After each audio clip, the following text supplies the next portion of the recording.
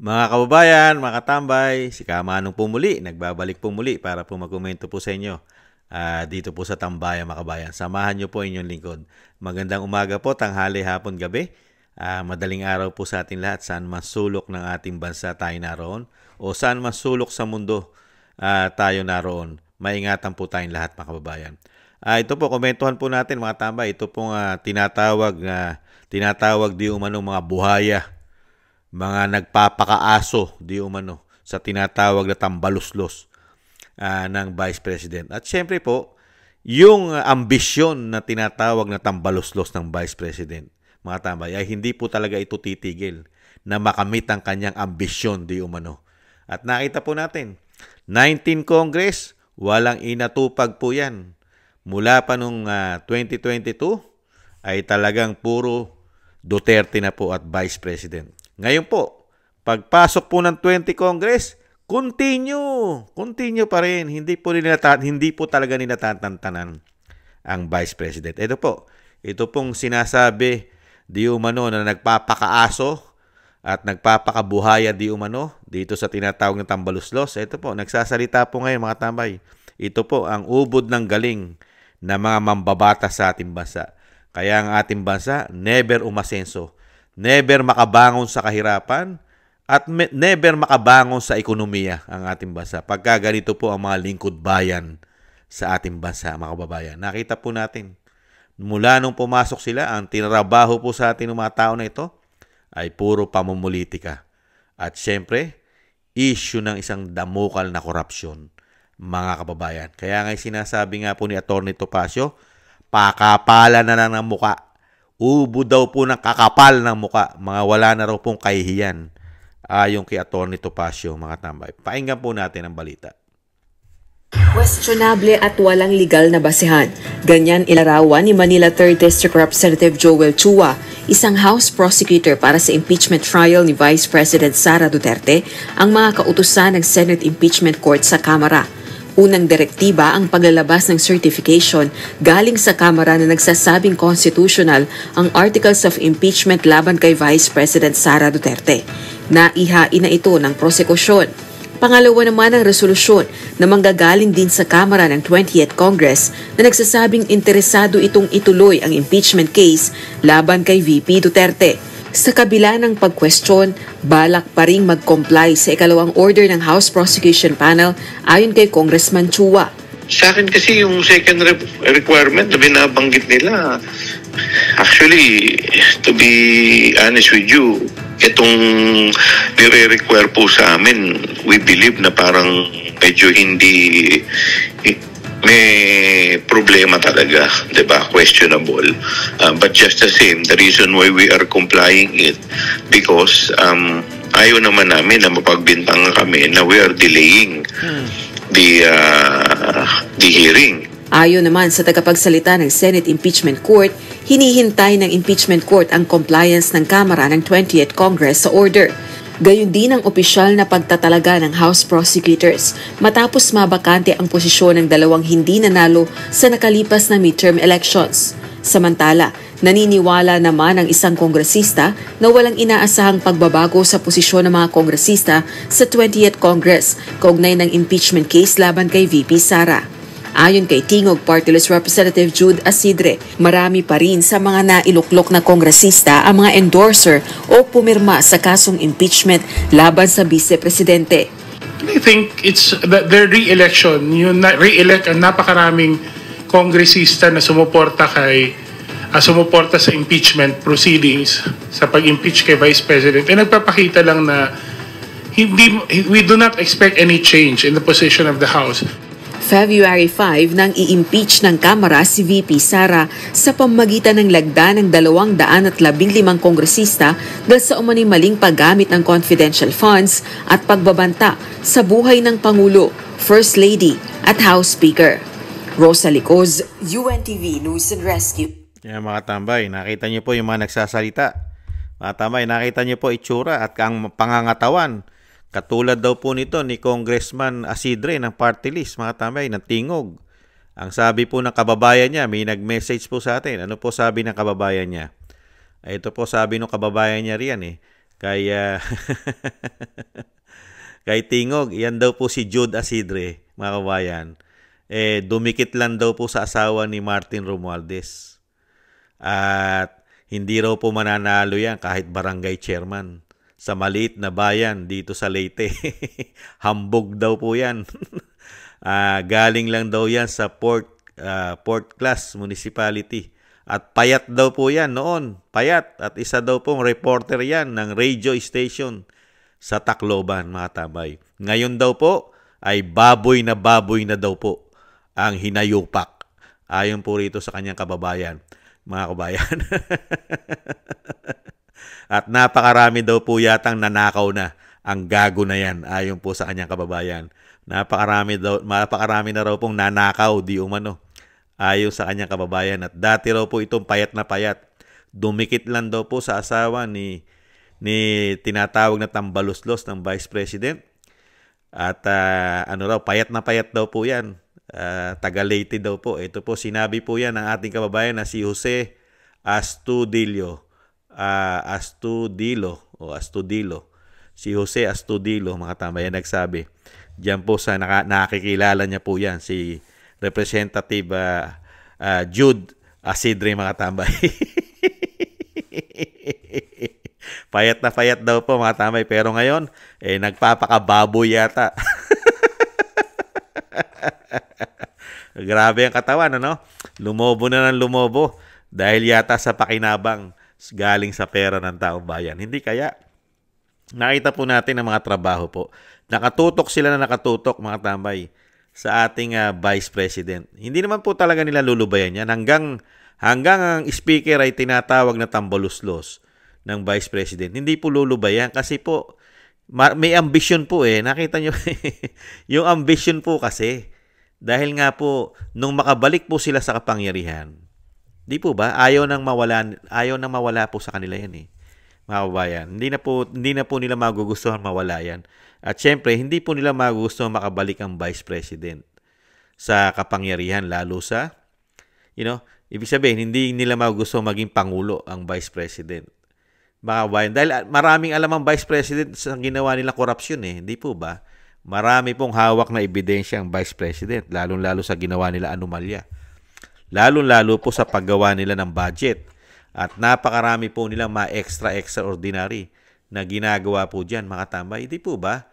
Ito po, meron pa nga isang senador na nagpatotoo po dyan sa ginagawa po nilang katarantaduhan daw po sa budget natin. Lalong-lalo po yung, di po ba, ang budgeting po natin ay kailangan po DepEd. Yung edukasyon po ang pinakamalaking budget na ang kailangan.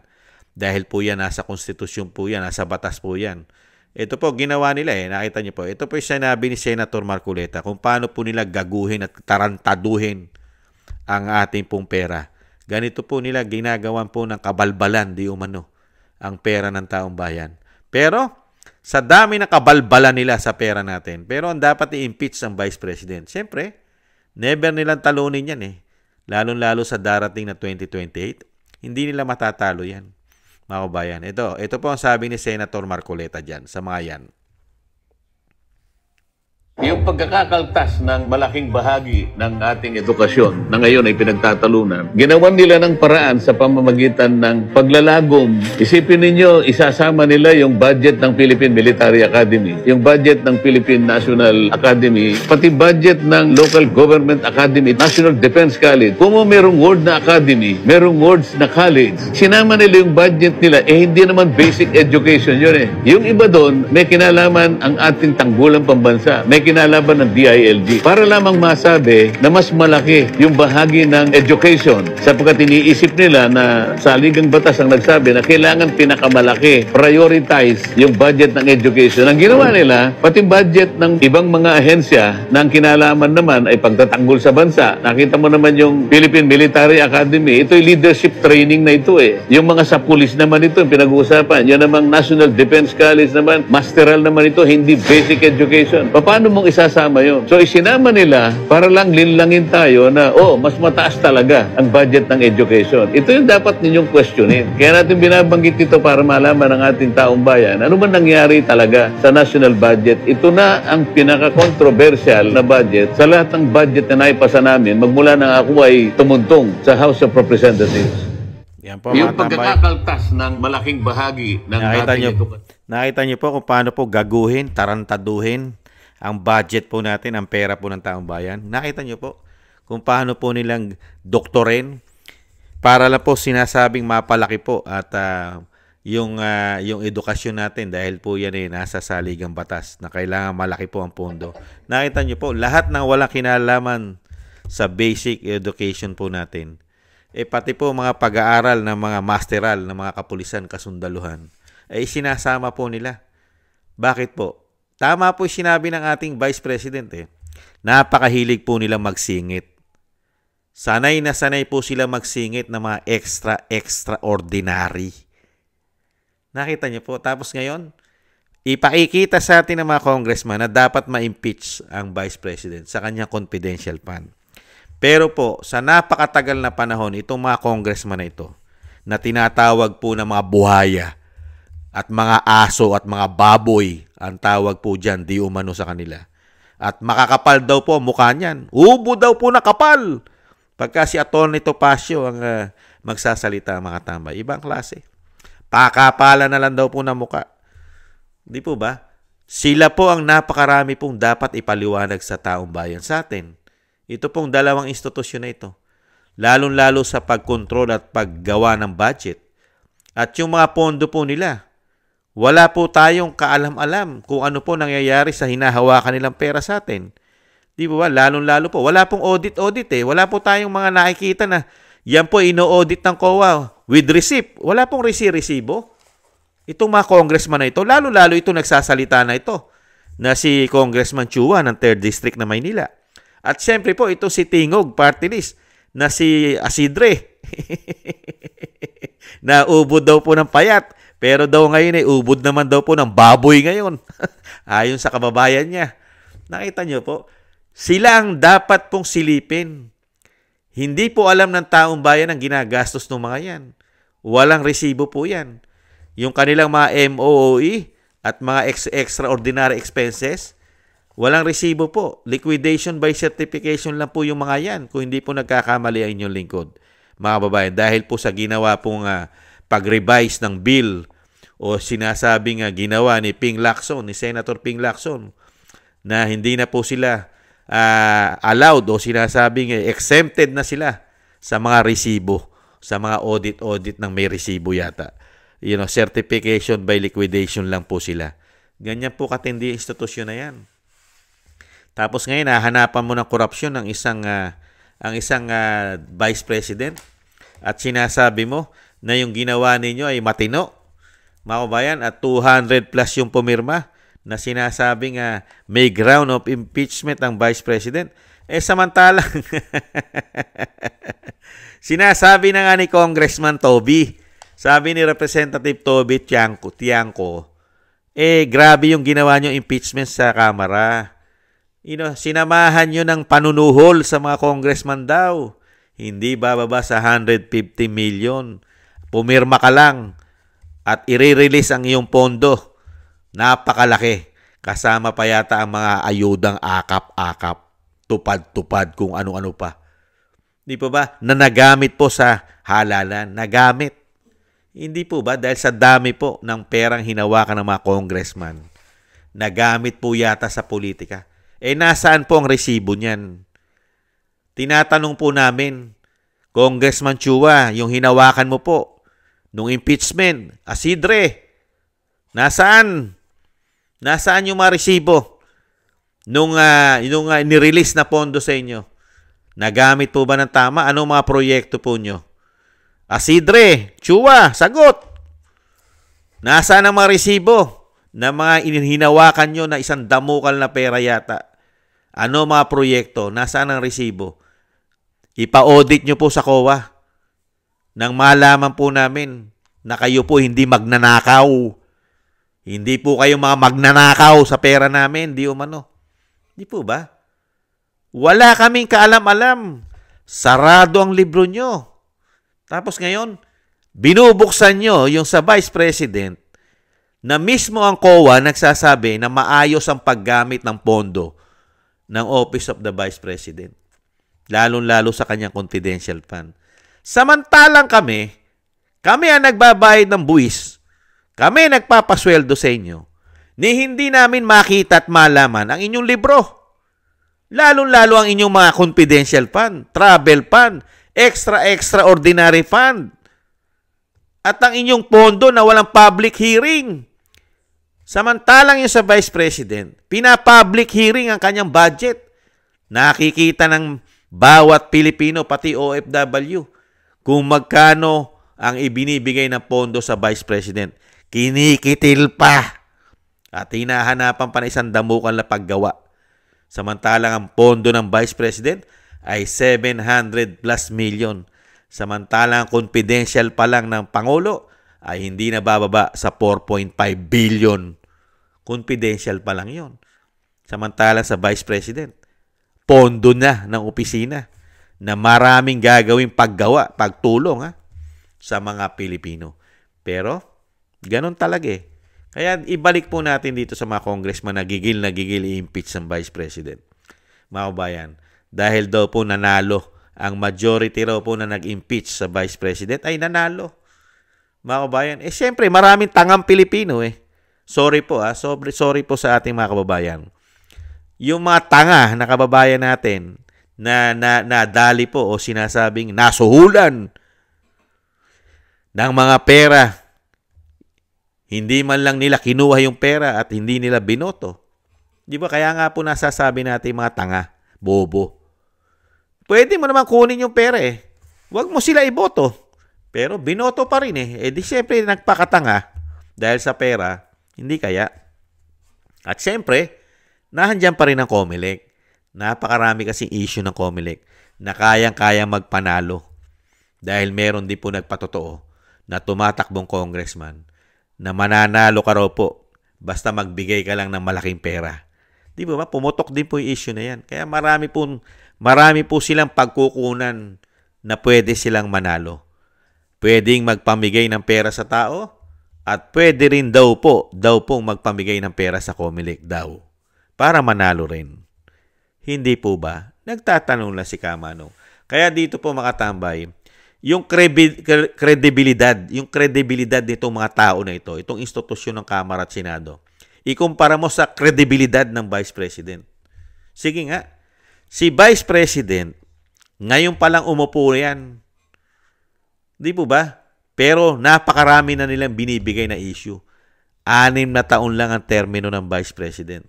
Samantalang itong mga congressman ito, tinubuan na po ng ugat. Karamihan po dyan ay nagsitanda na sila riyan. Hindi lang po 6 na taon sila nanungkulan dyan. Pero ni misan, hindi natin nakita na inaudit with receipt. May resibo ang kanilang hinahawakang pondo.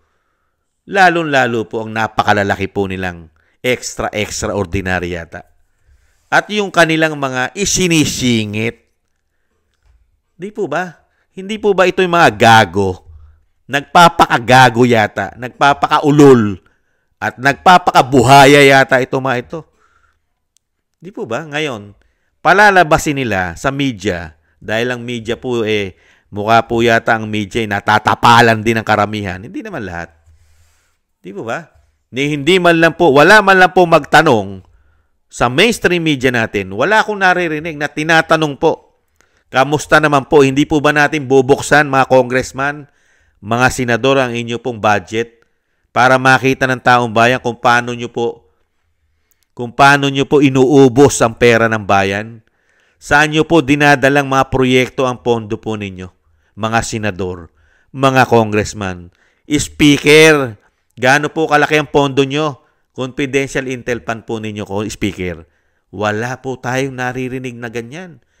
Sa karamihang mainstream media, walang nagtatanong. At walang nagbubukas ng topic para buksan din ang kanilang pondo sa publiko at sa COA. Hindi po ba kayo nagtataka? Puro sa Duterte lang po. Ganyan po yata kasasama na lahat. Pati yata ang karamihang mainstream media ay nagpakasama na. One-sided.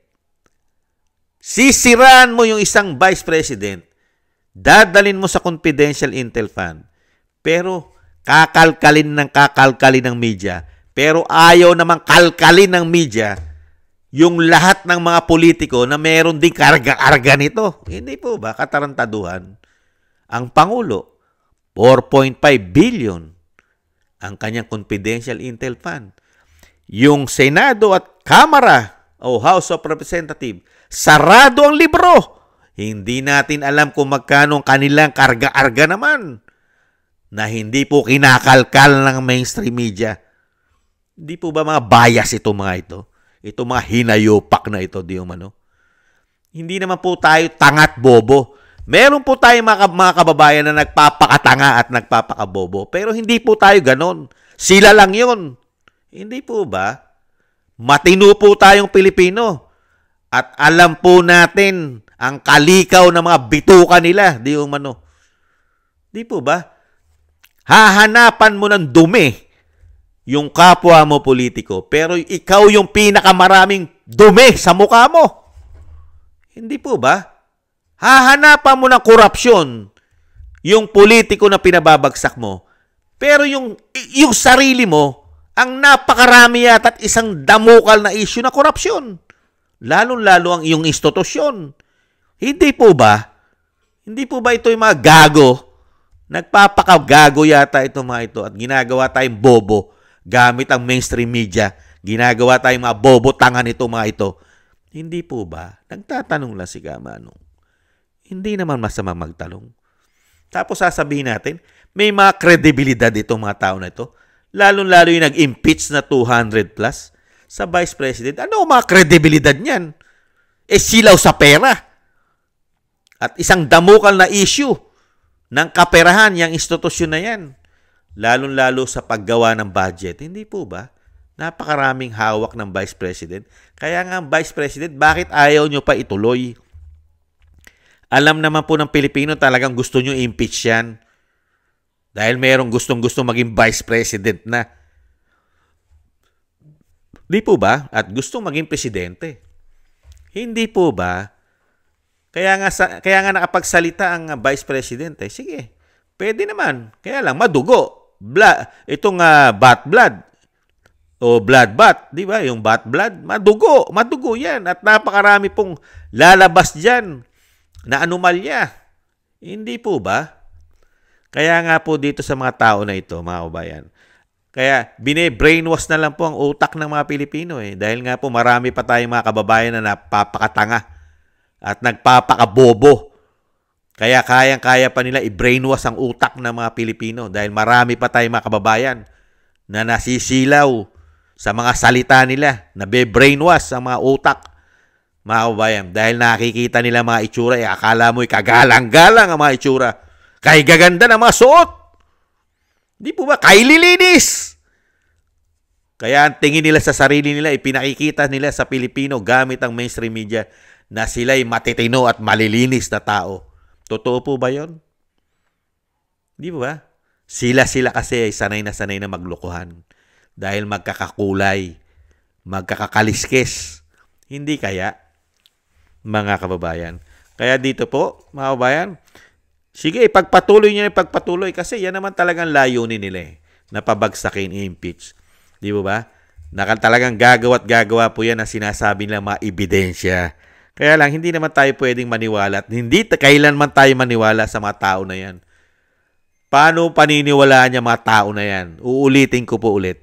Paano paniniwalaan itong mga congressman na ito na nag-i-impeach sa mga senador? Sila mismo. Hindi natin makita yung budget na ubod ng laki na hinahawakan nila taon-taon. Hindi po ba? Hindi po ba? Kaya malabo sila sa sabaw na pusit na sinasabi ng isang convicted ng child abuse na pinsan ng isang Yusek ayon sa Vice President. Yung garbage in, garbage out. Nakita niyo yung mga kabalbala nila? Yung sinabi ni Senator Marcoleta, kung paano nila gaguhin ang ating pondo, kung paano nila tarantaduhin, Gunagawa nila ng paraan para makasingit ng mga extraordinary. Yung ginawa nga lang nila 2025 national budget wala sila investigasyon dyan Nakita niyo po. Pag sa kanila ang issue ng korupsyon, okay lang. Malinis ang paggawa ng pagnanakaw. Hindi kaya.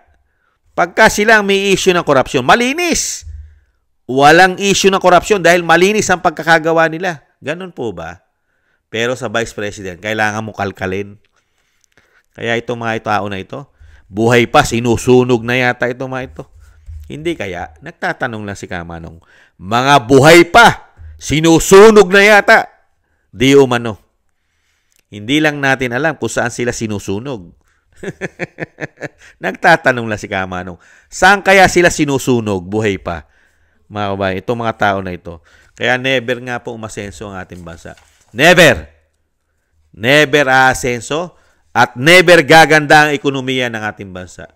Pagka ganito po ang mga naglilingkod sa atin. Lagi ko po sinasabi yun. Never gaganda. Gaganda lang po sila. Ang kanilang sitwasyon sa buhay, ang kanilang buong angkan, kalahi-lahian nila, yan, gaganda po ekonomiya nila, pamilya nila, angkan nila. Pero ang mga Pilipino, ang mga manggagawang Pilipino ang nagbibigay ng buwis at nagpapasweldo, mga middle class, may hirap, never gumanda ang sitwasyon ng buhay. Pagka ganito mga klase ng mga politiko ang maglilingkod sa ating bansa. Mga sakim, gahaman, greedy, di umano sa lahat ng bagay. Hindi po ba? Nakakalungkot. Kaya kawawa po yung sinasabi nga ang Pilipinas ay gagawing world class nung sila'y nanungkulan. Saan po ba tayo world class? Saan? Sa pulburon? Sa tawas? Sa coke? Sa korupsyon? Sa paglago ng pumapasok na isang damukal na pulburon, lumulutang sa dagat? World class ang ating bansa. Ganun po ba? At world class po tayo sa paggawa nila ng korupsyon. World class. Dahil sikat na sikat po ang ating bansa na ang ating bansa ay korap. Hindi kaya. Kaya nga world class kinikilala na tayo sa buong mundo na meron pa tayong presidente world class. Kauna-una sa bansa na may issue ng pulburon, may issue ng coke, at may issue ng tawas. Sinisinghot daw. World class! At meron din tayong kauna-unang presidente world class. Kinilala sa buong mundo. Di ba? Na nagpakahudas daw po, di umano, traidor sa ating bansa.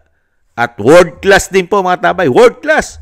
Kauna-una sa kasaysayan ng bansa na nagkaroon tayo ng ganitong klaseng speaker ng Kamara. World class! Isang damukal na issue ng korupsyon nung siya ay naging speaker. At isang damukal na pamumulitika. Yata ang ginawa nila. World class.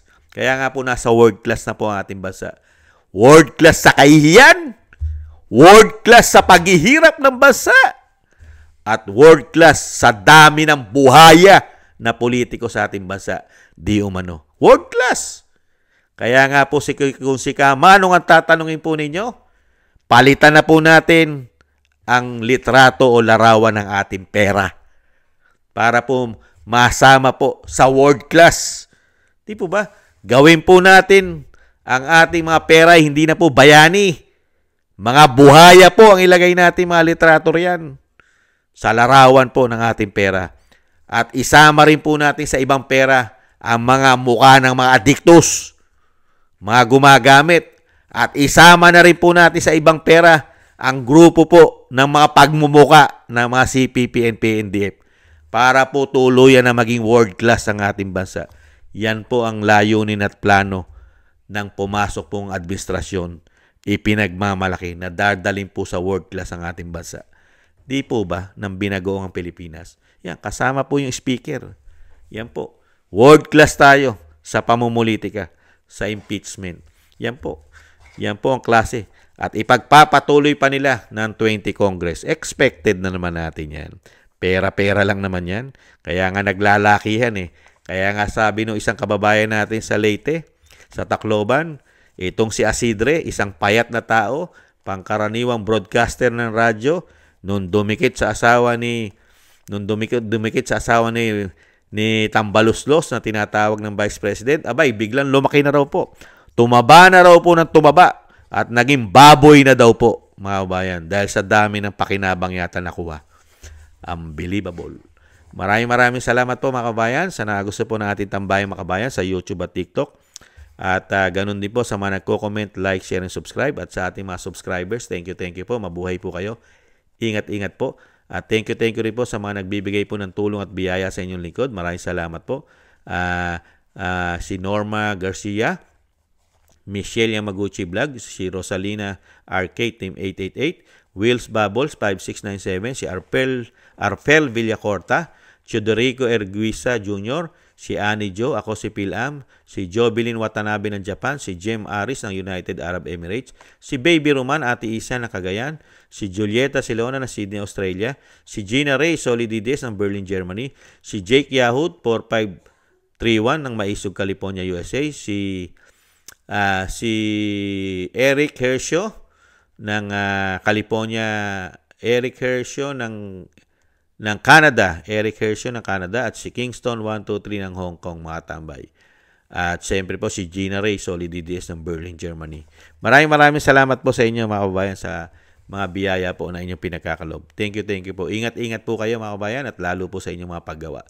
At siyempre po, yung lagi ko pong hiling, magsama-sama po tayo na manalangin, isama po natin sa dasal natin na maingatan po ang pamilya Duterte, ang Vice President, siyempre po ang dating Pangulong Duterte na sa kanya pong pinagdadaanan, talagang nagsasakripisyo po. Talagang sa ginawa po ng administrasyon po ng pamilya walang utang na loob, mga kababayan. Sana po madugtungan po ang kanyang buhay at kalakasan at makabalik po sa lalong mabilis sa ating bansa, mga kababayan. Maraming salamat po. Sa muli po, mga kababayan, paalam po muna. Ingat po tayo. Doble ingat po. Bye-bye.